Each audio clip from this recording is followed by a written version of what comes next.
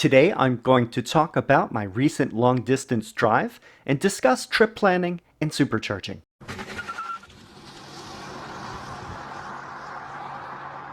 This long distance trip went from North Carolina to New York and back. Along the way, there were dozens of places to stop for supercharging. All of the locations I used were V3 superchargers, the fastest way to charge a Tesla. This screenshot shows the overall route plan from Raleigh to Rochester. Here is the first leg of the trip from Raleigh to DC. I really didn't do a lot of planning for this trip. I just plugged the destination into a Better Route Planner website, which also has an app, and noted the stopping points. In fact, I wasn't originally planning to do a video on this trip, so excuse the lack of good video of the charging locations. My plan is to start at a 100% full battery pack at my house around 6 a.m. I usually charge to 90% the night before and then have the car do the remaining 10% to be ready by using the departure setting in the charging menu. You never want to leave the car at 100% for very long, just like not leaving the car below 10% for very long either. Both extremes are not good for the battery pack health and longevity. Another reason I didn't document this trip as thoroughly is since it was bonding time for my son and I, since he is about to start university this week.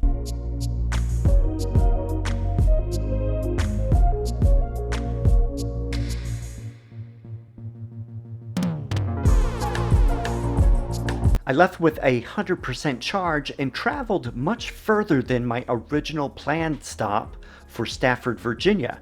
We drove a total of 267 miles and ended up in Falls Church with 6% battery left and charged up to 60% for roughly 15 minutes.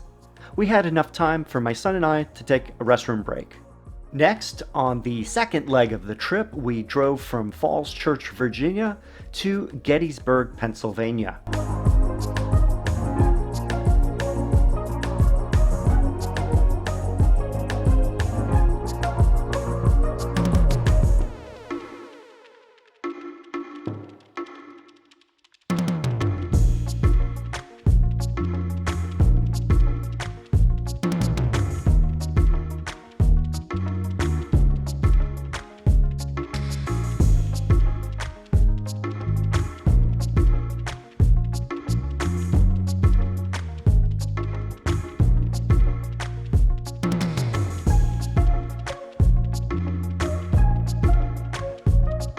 At this stop, there is a Sheetz gas station and restaurant.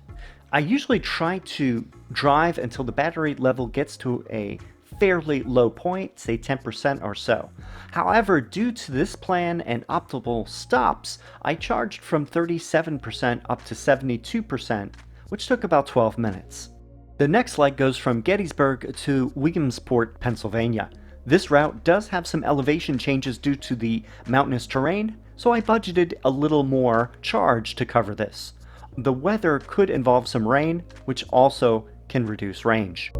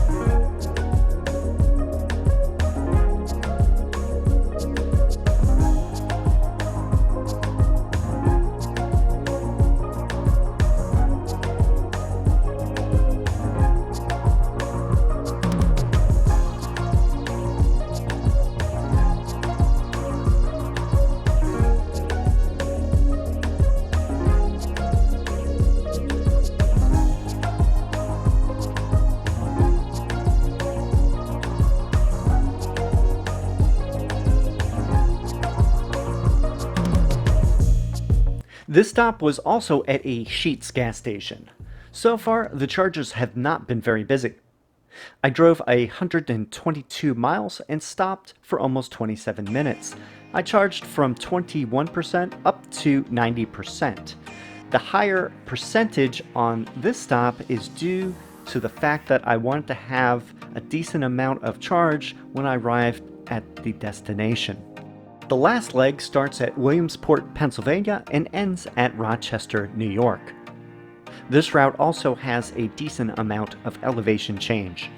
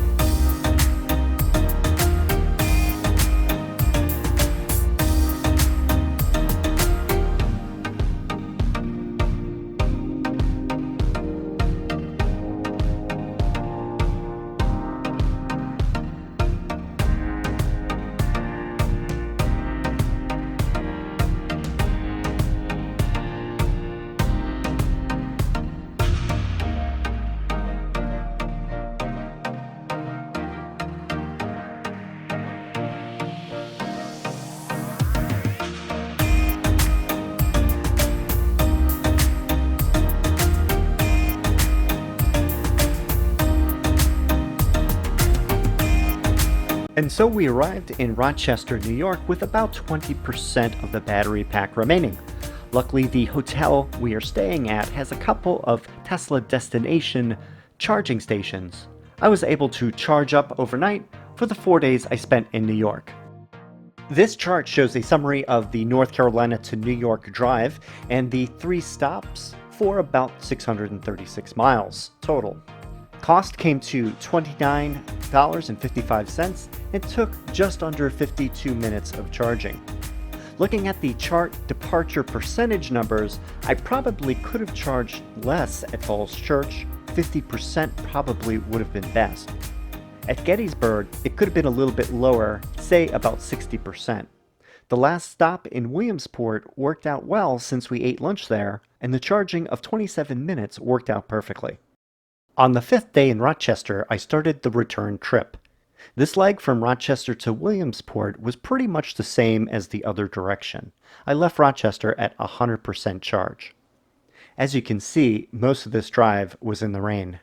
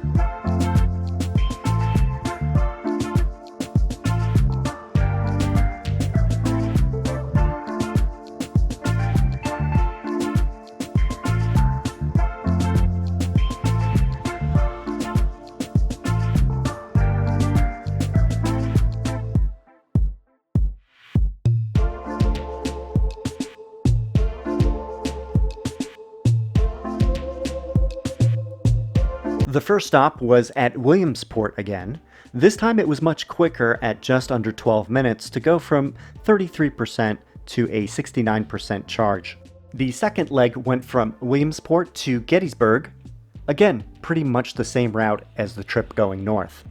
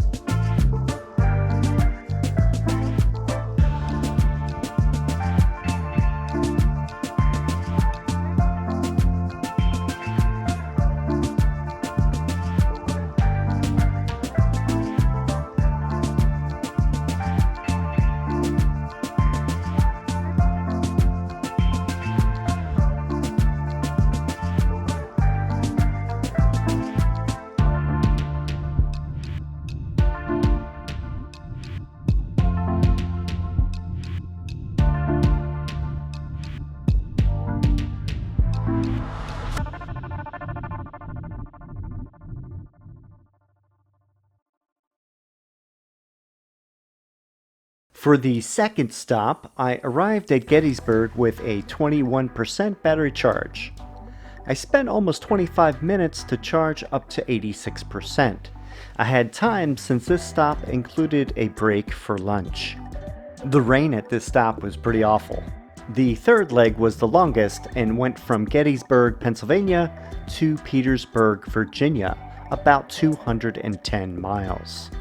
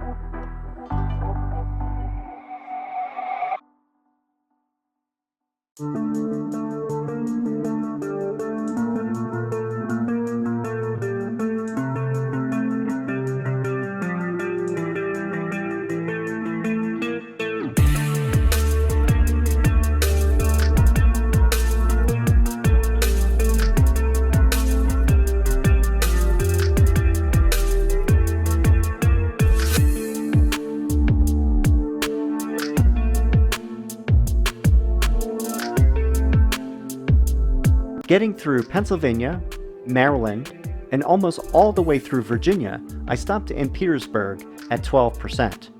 For this stop, I charged up to 70%, and that took about 17 minutes. The fourth leg went from Petersburg, Virginia to Raleigh, North Carolina, about 146 miles.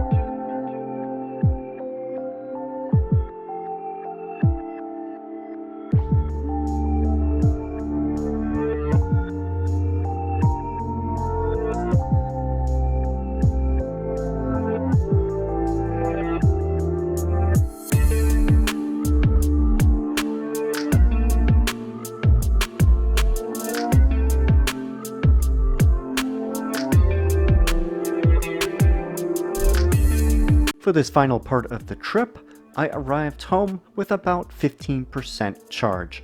This is a chart showing data of going from New York to North Carolina. It also took about 12 hours, similar to the drive a few days previous. Here are two charts showing both halves of the trip. Charging time was very similar. Kilowatt hours and cost were a little bit higher due to slightly less efficiency with the bad weather and a little longer distance. For the fastest total driving time, it was best to make 3 short stops than 2 long ones. Total trip time with charging was 12 hours. Of course, the faster you drive, the more energy you will use. My car is rated for 310 miles. Driving at 75 miles per hour or so gets me about 284 miles. Overall, this 1400 mile plus trip is now complete. If you have any questions or comments, please leave them below. Thanks for watching, and I will see you in the next video.